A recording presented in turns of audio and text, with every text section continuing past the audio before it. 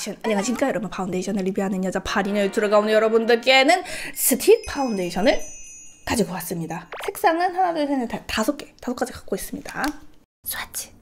005 하이라이터 개념으로 볼까요?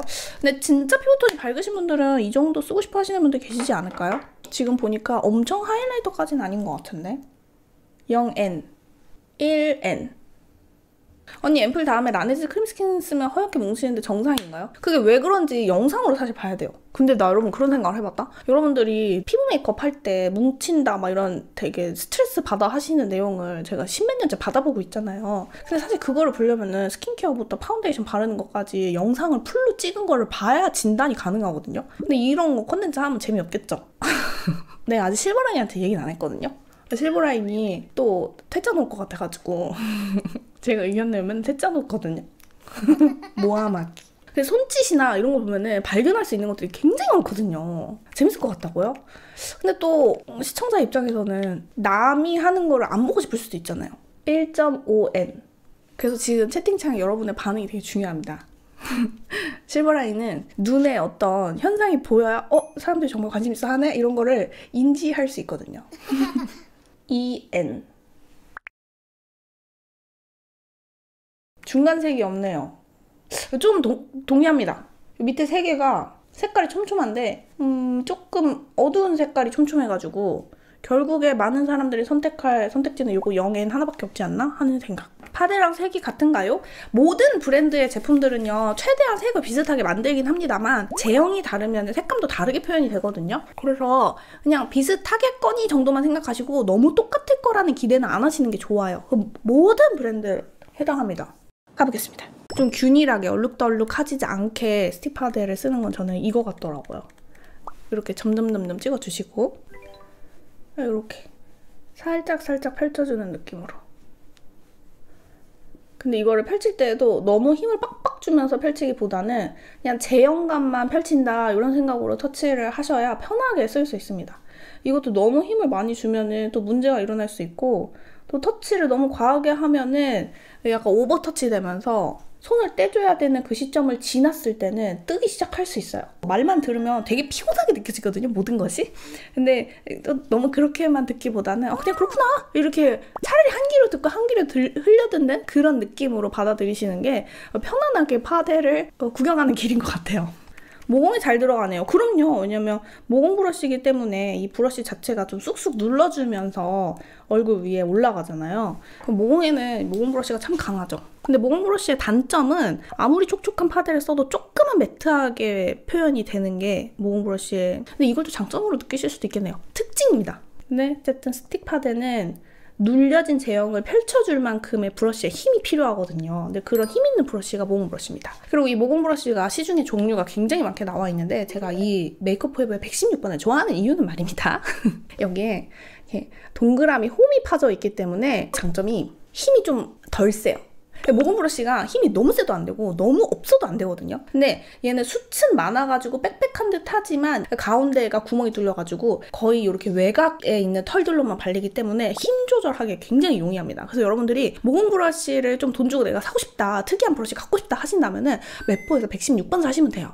이 모공 브러쉬의 또 단점은 코 이런 데서 그렇게 잘 안 됩니다. 어쨌든 브러쉬가 동그랗고 사이즈가 좀 있다 보니까 디테일하게 가려면은 브러쉬 사이즈가 작아져야 한다. 인중에서도 좀 밀착이 잘 안 되죠. 모공 브러쉬로 이런 인중 피부 위에 밀착을 기대하기는 좀 어렵지만 파데 질감 굉장히 좋네요. 이 스틱 파데가 좋기가 쉽지 않거든요. 왜냐면 어쨌든 제형을 굳혀놓은 거잖아요. 이게 잘 펼쳐지게 만들려면은 기름기가 필요하단 말이죠. 근데 그 기름기가 또 너무 많이 들어가면은 발랐을 때 되게 오일리하면서 밀착이 잘 안 되는 느낌이 들 수 있단 말이죠. 그렇다고 이 기름기를 많이 빼버리면은 너무 뽀석하게 표현이 될 수가 있어요. 그래서 스틱 파운데이션들이 뭔가 사용감이 어딘가 모르게 뻑뻑하거나 아니면 너무 미끌거리거나 그런 사태가 벌어지는 것 같거든요. 제 그냥 내피셜이에요. 근데 이건 좀 적당하네요. 매장 가면 손으로 바르라고 권장함. 제가 또 여기에서 살짝 소신발언을 해도 되겠습니까? 그 매장에서 손으로 바르라고 권장을 하는 외사 브랜드들이 좀 있습니다. 그런데 제가 이렇게도 해보고 저렇게도 해보고 돈도 정말 많이 써보고 해보면서 느낀 결과 손보다는 도구가 낫다. 손으로 할 수는 있으나 손으로 하던 거를 도구로 쓰면은 디테일이 더 좋아진다. 코 옆에도 해볼게요. 그리고 이게 코 옆에 약간 보슬보슬 살짝 일어나려고 하긴 하거든요. 근데 이거는 힘이 너무 있는 모공 브러쉬로 건드렸을 때 이 정도 현상은 일어날 수 있어요. 그런데 디올에서 어쨌든 손으로 바르라고 했으니까 그럼 손으로 해볼게요. 이게 또 너무 선입견을 가지면 안 되더라고요. 그래서 좋을 수도 있으니까. 그리고 모공 브러쉬를 깨끗하게 잘 쓰려면은 피부의 각질 관리가 되게 잘 되어 있기는 해야 합니다. 여기도 건들면은 약간 일어나려고 해가지고 적절히 이 정도만 터치하고 끝낼게요. 다음! 근데 여러분 이게 한 번씩 멈추네요. 이렇게 걸리고 이렇게 걸리고 걸립니다. 후지는 돼요. 후지는 안 되면 안 되죠. 스틱 파데는. 붉은기가 좀 많이 있는데 여기 이렇게 손으로 그리고 이렇게 홍조가 많은 얼굴에 너무 밝은 색상을 쓰면 당연히 얼룩덜룩해 보이는데 그거는 좀 감안해서 봐주세요. 이 파데 편들라고 그런 게 아니라 팩트입니다. 역시 저는 그래도 도구를 쓰는 게 더 좋은 것 같습니다. 요렇게 할 거면 차라리 퍼플 쓰는 게 더 좋지 않을까 하는 생각. 여기에 이렇게 한번 깔았는데 이런 퍼프로 두들겨 주면은 브러쉬보다는 이 퍼프가 수분 유분감을 가져가는 게 있기 때문에 조금은 더 매트하게 표현이 되긴 하겠죠. 조금 더 매끈하게 발리는 느낌 아닌가요? 물론 2차 커버긴 하지만 그거를 감안해서 본다고 하더라도. 그래서 전 손보단 도구파. 손으로 밀어 바르는 거요. 한번 해볼게요. 저는 이거는 그렇게 막 추천하고 싶지는 않은 게 어쨌든 닦아내면서 바르는 거잖아요. 아닌 것 같아요. 밀어서 터치하는 건 저는 스킨케어까지만 그렇게 하면 되는 것 같아요. 빨리 마르나요? 그렇게 빨리 마르는 편은 아니에요. 그래서 나는 그런 거 있는 것 같아요. 옛날에는 스틱 파데도 막 좀 인기가 있고 그랬던 것 같거든요. 그냥 내가 스틱 파데를 좋아했어서 그랬는지는 모르겠는데, 근데 지금은 이제 우리나라 뷰티 시장 자체가 뭐 특이한 거 나왔다고 눈 휘둥그레져가지고 와 나도 한번 사볼래 궁금해 이런 시대가 아닌 것 같아요. 그래서 여러분 요즘 뭐 좋아하세요? 솔직히 맛있는 거 먹는 거 아니에요? 아닌가? 그건 내 관심사인가? 갑자기 그런가? 너무 갑자기인가? 요즘 블러셔야. 그래요? 스킨케어 트러블 진정. 아하.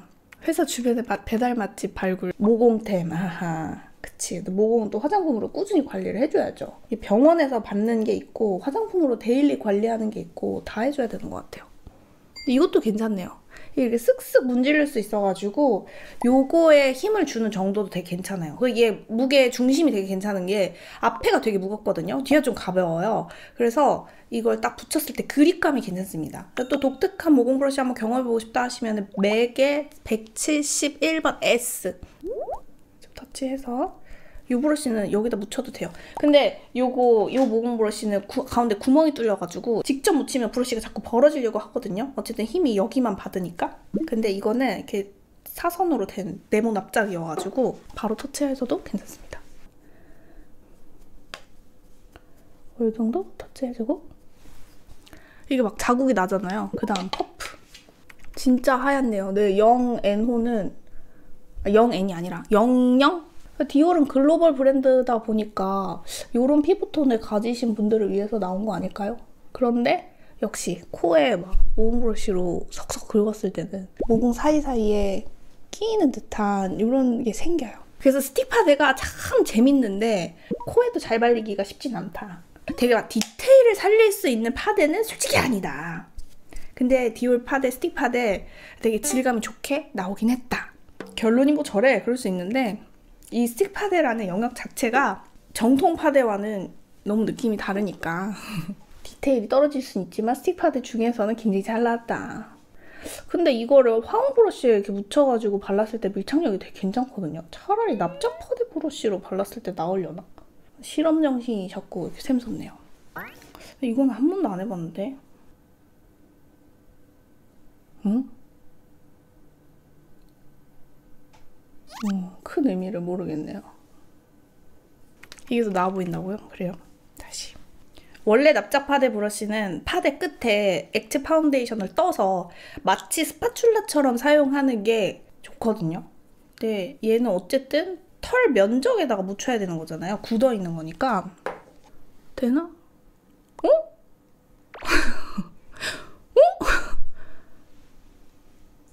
나쁘지 않은데?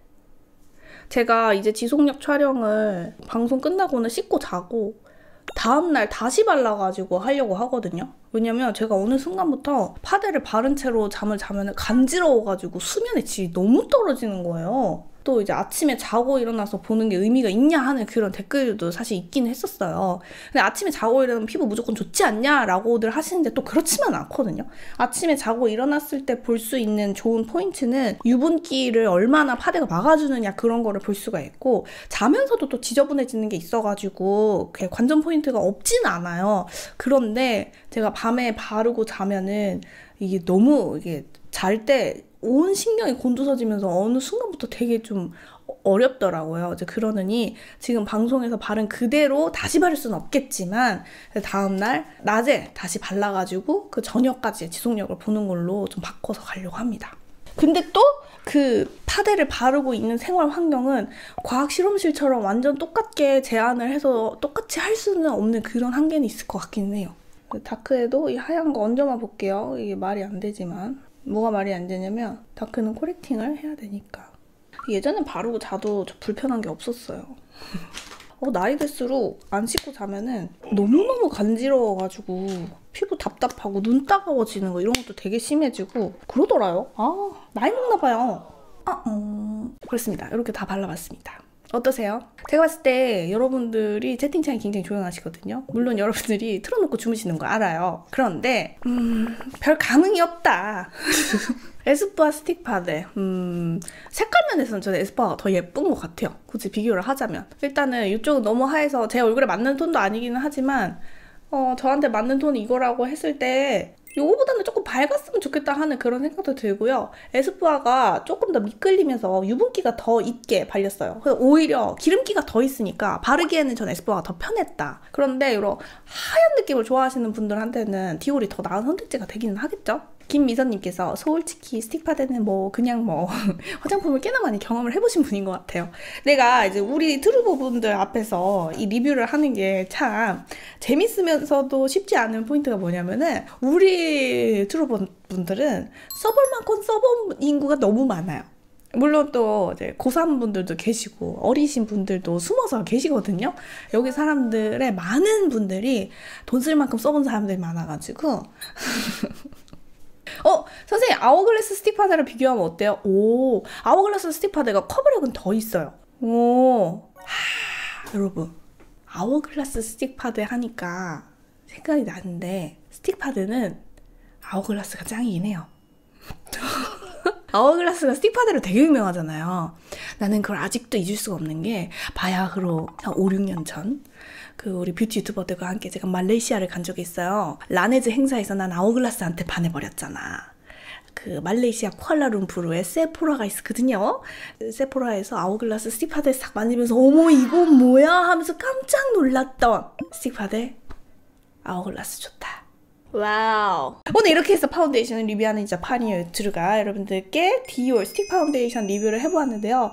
이 스틱 파운데이션이라는 제형 특성상 정통 리퀴드 파운데이션 파로서 그 어떤 리퀴드 파를 능가하는 장점을 사실 모르겠긴 해요. 이게 너무 저의 개인 취향이긴 합니다만 편안하게 후뚜루마뚜루 막 바를 수 있기는 한데 저는 좀 모공도 많기도 하고 홍조도 많이 있어가지고 정말 막 발랐다가는 얼룩만 져버릴 수 있거든요. 그래서 얼룩이 덜 져 보이게 좀 색상이 어떻게 나왔나 하는 생각이 지금 잠깐 스치기는 하는데 바르기 어렵거나 이 제형 자체가 잘못 나왔거나 그렇진 않습니다. 그러나 이 스틱 파운데이션 제형 자체의 매력을 여기까지. 그럼 저는 지속력에서 오도록 하겠습니다. 가뜩! 다음날 파데 다시 바르고 지금 한 8시간 정도 됐거든요. 어쨌든 한 번 더 발랐으니까 스킬도 더 생기고 좀 더 사용법을 알고 쓴 것 같아요. 그런데 완전 밝은 쪽은 결감이 막 그렇게 예뻐 보이진 않거든요. 아무래도 너무 밝으니까 당연히 좀 부옇겠죠. 그렇다면 얼굴에 색상이 맞는 쪽은 생각보다는 괜찮아요. 턱 쪽은 조금 건조한 느낌이 나긴 하는데 코도 딱히 막 작은 브러쉬로 컨트롤 안 하고 그냥 웬만하면 모공 브러쉬로 대충 했거든요. 이마도 모공 브러쉬로. 방송날은 조금 안 예쁘게 무너지는 것 같더니 스킬을 좀 알고 나서 사용을 하니까 방송날보다는 깨끗하기는 하고요. 아쉬운 점은 스틱 파운데이션 이거보다 밀착력을 조금 포기를 하더라도 유분기가 더 있는 게 일반 사용자한테는 좀 더 편하지 않을까 하는 게 저의 생각입니다. 디올 스틱 파운데이션보다 좀 더 유분기가 있었던 거는 최근에 저는 에스쁘아라고 느껴졌고요. 근데 조금 보송한 마무리를 좋아하시는 분들은 유분기 있는 에스쁘아보다는 디올 스틱 파데를 더 선호하시기는 하겠으나 스틱 파데는 역시나 내가 새로운 거 쓰고 싶다, 신기한 거 쓰고 싶다, 심심하다 이럴 때 스틱 파데와 모공 파운데이션 브러쉬로 조합을 하면은 좋긴 한데 굳이 파운데이션이나 쿠션보다 사용을 했을 때 장점을 잘 모르긴 하겠다. 그저 재미있는 파데의 제형이다.